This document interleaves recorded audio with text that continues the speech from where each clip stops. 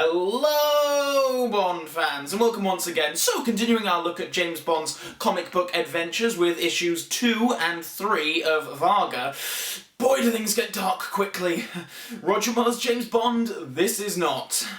Issue 2 picks right up from the end of Issue 1, with Bond arriving in Berlin and meeting his contact at the airport, a woman who introduces herself as Dharma Reach, which I must say is such a cool Bond girl name. I love it. Anyway, Reach and her driver are supposedly taking Bond to the station in Berlin when Reach starts reaching for Bond's little James in the back of the car. Bond is surprisingly okay with this, despite the driver of the car being, less than a meter away. This Bond may differ from the cinematic Bond in many ways, but in terms of libido, he may well surpass the cinematic Bond. Things get a bit too kinky for Bond as Reach starts to strangle him, prompting a classic Connery judo chop, but it looks like Reach is a fangirl of Dr. No and possesses metal hands, but Bond manages to attack the driver instead, who crashes his lovely Aston Martin and stops the attack.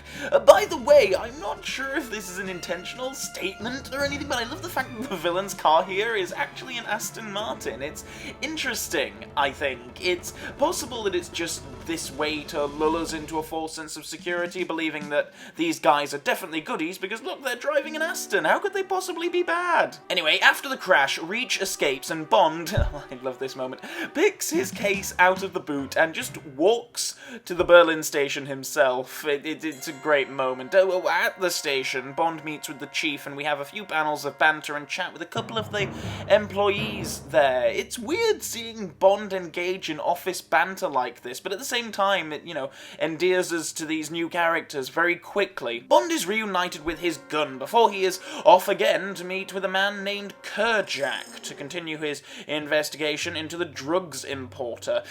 Now, we've never actually met Kjack before, but from his very first bit of dialogue, I think we can all safely assume that he is most definitely the villain of the piece.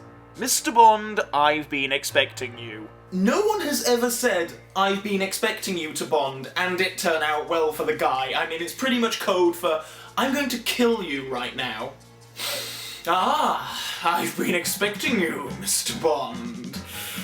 For lunch, do you remember we made the date last week? That place down the road? Well, I booked the table, we don't want to be late. Should we get going? Anyway, we get to know a bit about Kjack, including that his company is responsible for groundbreaking pharmaceuticals and prosthetics, as is evident by his own body with his robot hand, which we learn, he lost his actual hand during time at a Serbian concentration camp. Oh, Jesus, the smell of classic Bond villain couldn't be stronger. Kjack informs Bond of a nearby garage producing the illegal drugs he is investigating, and Bond heads off to investigate. But do we believe this to be true? Absolutely not. Especially after Bond walks past the room containing that creepy guy from the end of the last issue, and stood behind said creepy guy, Reach herself.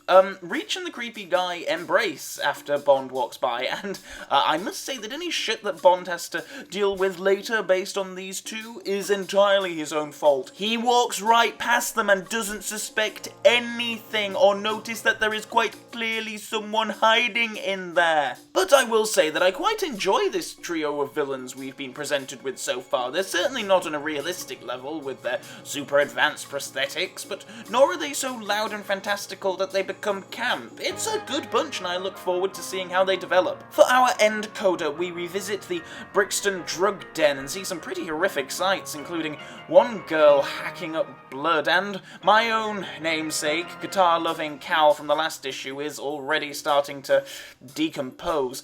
Quite a dark end to the issue, and does somewhat act as a further reminder, after the relatively tame violence of this issue so far, that this series is not afraid to show you some pretty damn grisly imagery. Speaking of grisly imagery, though, the next issue is pretty chocker with it. Kjack enters the room with Reach and the creepy guy, informs them that they're rigging for condition VARGR, and that the creepy guy guy, who we learn is called Mr. Masters, should prepare for their contingency plan should Bond live through his next encounter, which is where we head. Sure enough, Bond quickly discovers it was all a trap, as while stalking around the warehouse we learn that MI6 are already familiar with this particular drugs gang, and what they're peddling is actually nothing new. We learn this through Bill Tanner in London, as Bond keeps stealthy and quiet, avoiding enemy contact. These are deadly people, and surely the best thing Bond could do is maintain a low profile and eventually...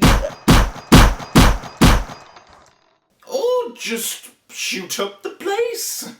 I find this moment quite odd, as there's nothing to indicate that the gang are aware of Bond's presence. I mean, is there? Just a couple of guys come through the door and Bond immediately starts firing at them. I know that Bond is traditionally a shoot first, ask questions later sort of chap, but this is really a point where Bond could have benefited from not doing that. I mean, I shouldn't complain too much. This action does prompt some really cool art, and seeing comic Bond in a sequence like this again is a real treat, even if he does go pretty damn violent here. After interrogating a guy who quite hilariously informs Bond that he grew up in Birmingham while his guts are leaking out, Bond proceeds to put down everyone with a trace of life before leaving the place, having discovered that he was indeed set up by Kjack. News of Bond being alive triggers Kjack to go to condition VARGR, whatever that might be, while Bond cleans up in the toilet of some cool Berlin bar and settles down for a drink and a smoke. Yeah, I agree with Bond. There's been far too many thrills and excitement in this issue so far. I'm ready to bring the pace down and enjoy some, quiet, dialogue sequences, just chill out a little bit,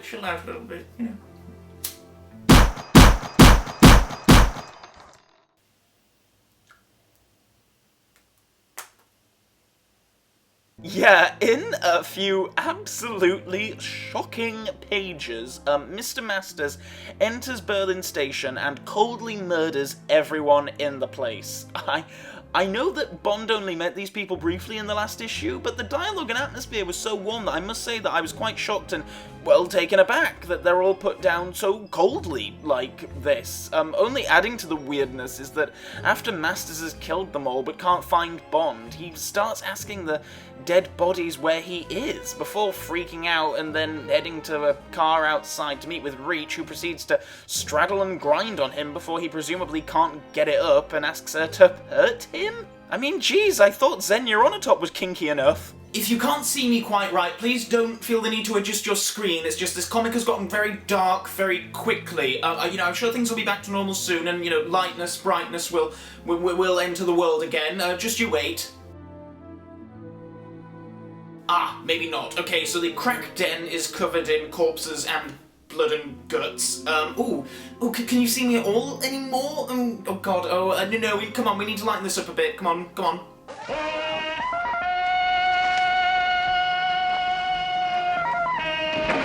Wow, issue 3 is pretty intense and brutal. If I wasn't already sold on this story, then I definitely am now. Not to say that the extreme violence is what makes this series, because it's not. I mean, take out all the blood showers and guts and you're left with something not too much darker than License to Kill, but the tone and art style and the more mature themes of VARGR are really working well for me at the moment.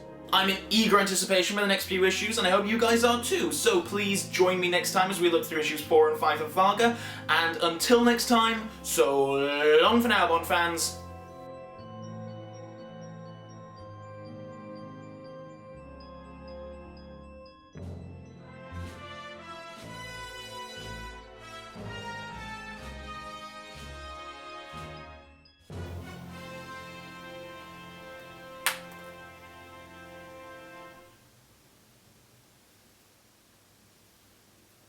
Bloody lighter.